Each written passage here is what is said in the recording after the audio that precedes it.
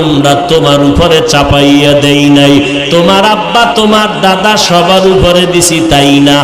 আরো মজার কথা শুনবা, হিন্দুদের মধ্যে রোজার আমল চলে, খ্রিস্টানের মধ্যে রোজার আমল চলে, ইহুদিদের মধ্যে রোজার আমল চলে। তবে ব্যবধান কি? ওরা সাহারি খায় না, আমার মদিনার নবীর রোজায় সাহারি খেতে হয়। এমন এমন ধর্মের আইন আছে, না খাইয়া থাকার সাধনায় না খাইতে যদি মরো, বিনা হিসাবে জান্নাত। কি পরিমাণ না খাওয়ার স্লোগান চলে। আল্লাহ কয় তোর জীবন ভর না খাইয়া থাকা লাগবে না, সুবহ সাদিক থেকে সূর্যাস্ত পর্যন্ত পানাহার থেকে বিরত থাকবা। তিনটা জিনিস হলো রোজার মূল: স্ত্রী সহবাস থেকে দূরে, বিবির থেকে আলাদা, খানা পানাহার থেকে আলাদা। ও আল্লাহর বান্দা, গুনাহের থেকে দূরে, স্ত্রী থেকে দূরে, খানা দানা থেকে দূরে। এই তিনটা হলো রোজার মূল হাকিকত। কতক্ষণ? বলে সুবহ সাদিক থেকে সূর্যাস্ত পর্যন্ত। আবার নবীর যুগে কিন্তু এমন ছিল যে ঘুমাইলেই রোজা শুরু, ঘুমাইলেই রোজা শুরু। একজন সাহাবী কাজটা ছিঁড়ে বাড়ি এসে সন্ধ্যাবেলা খাইব, খাইয়ে লইয়ে ঘুমাইবে, রোজা শুরু। এত ক্লান্ত হইয়া বর্ষে ঘুমাইয়া গেছে, খাওয়ার আর টাইম পায় নাই, রোজা আর একটা শুরু হয়ে গেছে। পরের দিন দুপুর বেলা নবীর সামনে হাজির, মরে গেলাম গো, পেরেশান, না খাইয়া বেহুশ। নবীকে আল্লাহ গো কি করা যায়? এই লোকটা তো কাজ করে, শ্রমিক। কি শ্রমিক? কাজ কইরা বাসায় যাইয়া খাওয়ার টাইম পায় নাই, এত ক্লান্ত হইয়া ভুইরা ঘুমায়া গেছে, রোজা শুরু। মদিনার নবী কয় চালাকি চলবে না, যত কষ্টের কাজ করো রোজা ভাঙ্গার অনুমতি না। কি ঠিক বলতে কি আবার একটু টেনশন আছে না?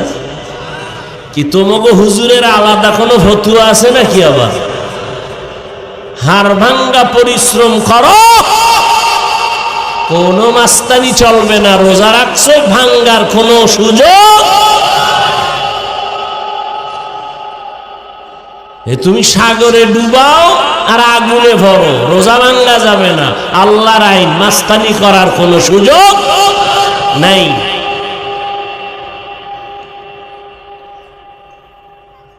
বয়ান করা সোজা, বক্তা হওয়া সহজ, ওয়াজ করা সহজ, কোরআন হাদিস দিয়া ফতোয়া দেওয়া, মাস্তানি করা সহজ না।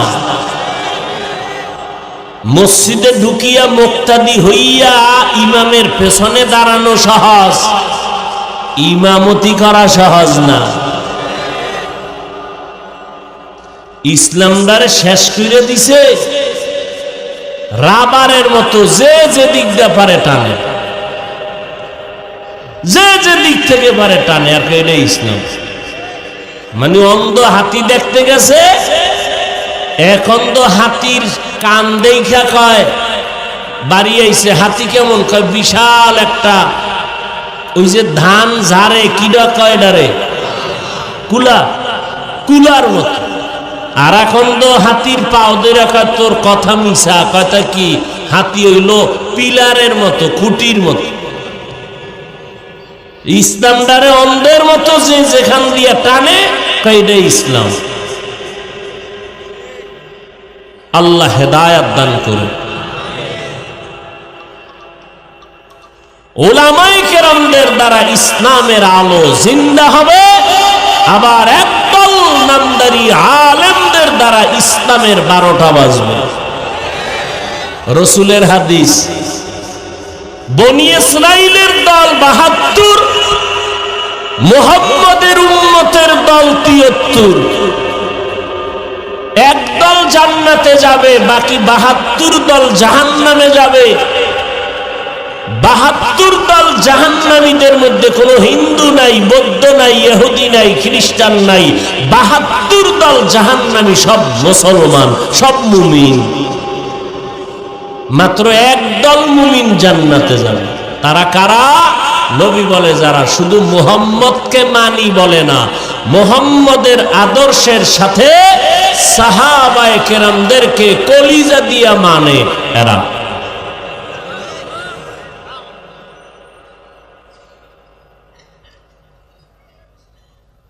আল্লাহ আল্লাহ বলেন, তোমাদের উপরে রোজা ফরজ করা হয়েছে, তোমাদের পূর্বে যারা তাদের উপরও করা হয়েছিল, এবার তোমরা এটা ধরো। কেন? এটার দ্বারাই চূড়ান্ত ভাবে আল্লাহর সান্নিধ্য অর্জন করা যাবে তাকওয়ার মাধ্যমে। লাআল্লাকুম তাত্তাকুন, তাকওয়া অর্জন করার জন্য। তাকওয়া অর্জন করবা রোজার মাধ্যমে। তাকওয়া মানে আল্লাহর ভয়। ভয়ের নাম তাকওয়া। যে আল্লাহকে ভয় করবে তার নাম মুত্তাকি। ভয়টা থাকে অন্তরের ভেতরে, ভয় দেখা যায় না, অন্তর দেখা যায় না। তাকওয়া দেখা যায় না, অন্তরে থাকে তাকওয়া, অন্তর দেখা যায় না।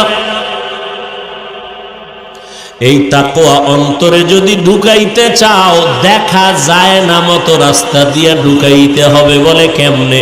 রোজার মাধ্যমে তাকওয়া ঢুকাও, আর আল্লাহওয়ালা যারা মুত্তাকি তাদের নেক নজর লাগাইয়া তাকওয়া ঢুকাও।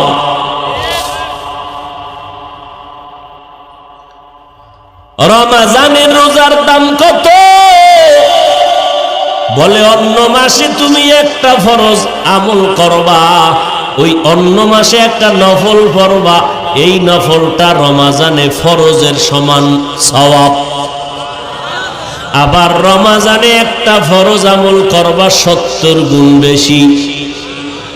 একবার সুবহানাল্লাহ বলবা 1 লক্ষ বার সুবহানাল্লাহর সওয়াব। এত বরকতের মাস, কোরআন নাজিলের মাস।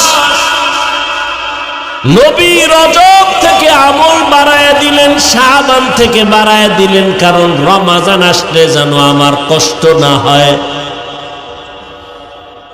এবং আল্লাহর কাছে বরকতের দোয়াও চাইতেন, আল্লাহুম্মা বারিক লানা ফি রাজাবা ওয়া শাবান ওয়া বাল্লিগনা রমাজান।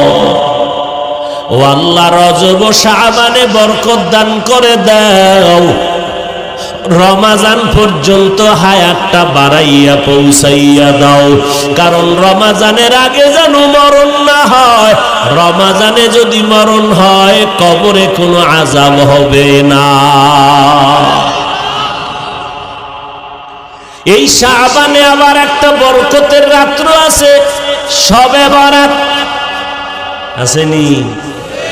লাইলাতুন নিসফি মিন শাবান। কোরআনের আয়াতের দ্বারাও এটা দলিল আছে, অসংখ্য হাদিস দ্বারাও প্রমাণিত।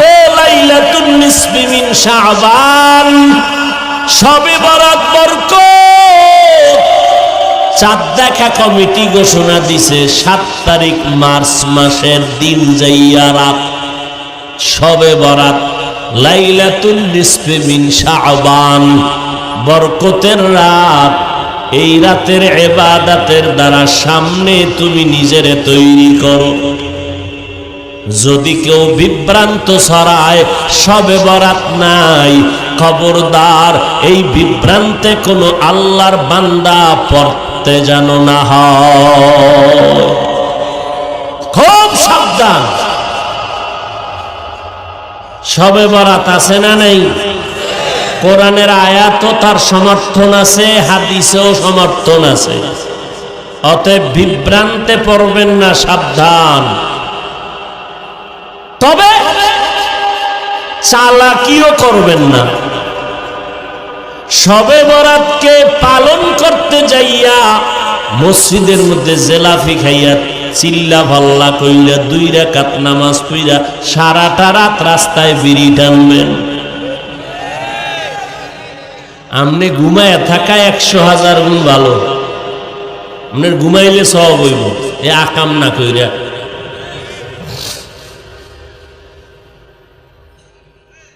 আহা, একটুখানি নেকের তরে রোজা হাসরের মাঠেতে বাবা ঘুরবে ছেলের পিছে, ছেলে বাবার আগেতে।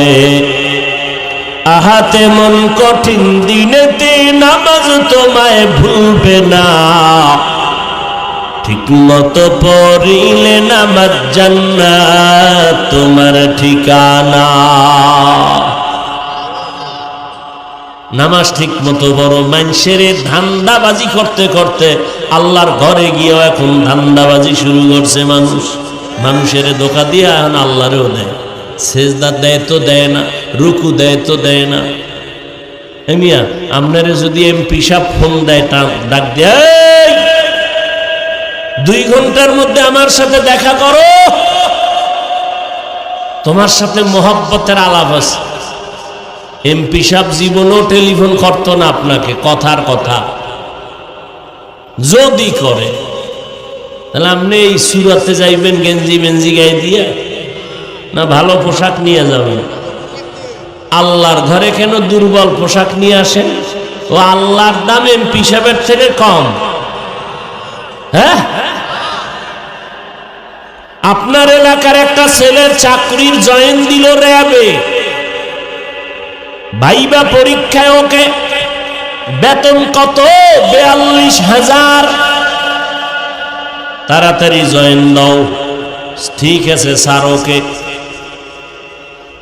স্যার আমার একটা দাবি আছে। কি? আপনি যা বলবেন, র্যাবের চাকরি করতে গিয়ে সব করব। হাড় ভাঙ্গা পরিশ্রম করতে বলবেন, সব রাজি। তবে আমার ছোট্ট একটা আবদার হলো, কালা পোশাক আমি পরবো না, এটার আমি ভয় পাই। কিও জ্ঞানীরা, চাকরি ওকে। এবার বুঝো পোশাকের দাম কত। আবার আমার বাংলাদেশের পোশাক ভারতে গেলে চলবে না, তাদের পোশাকের মূল্য আলাদা।